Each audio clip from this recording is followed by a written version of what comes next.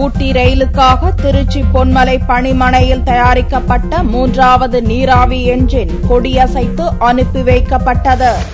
ஊட்டிக்கு இயக்கப்படும் நீராவி என்ஜின் ரயில் சுற்றுலா பயணிகளை வெகுவாக கவர்ந்துள்ளது. மேட்டுப்பாளையம் முதல் ஊட்டி வரை 46 கிலோமீட்டர் தூரத்துக்கு இயக்கப்படும் இந்த ரயில் ஏராளமான சினிமாவிலும் இடம்பெறுவது வழக்கம். இந்த ரயில் யுனெஸ்கோ நிறுவனத்தின் உலக பாரம்பரிய தரவரிசை பட்டியலிலும் இடம்பெற்றுள்ளது. ஆனால் 100 ஆண்டுகளுக்கு முன்னால் சுவிட்சர்லாந்து நாட்டின் SLM நிறுவனத்தால் தயாரிக்கப்பட்டுள்ள இந்த ரயில் என்ஜின் அவ்வப்போது பழுதாகி நடுவழியில் நிற்பது சுற்றுலா பயணிகளை பெரிதும் வருந்தச் செய்து வருகிறது. இதை தவிர்க்க திருச்சி பொன்மலை ரயில்வே மத்திய பணிமனையில் 4 புதிய நீராவி ரயில் என்ஜின்கள் தயாரிக்க ஒப்புதல் அளிக்கப்பட்டது. தற்போது 3வது என்ஜின் தயாரிக்கப்பட்டு திருச்சியிலிருந்து அனுப்பி வைக்கப்பட்டது.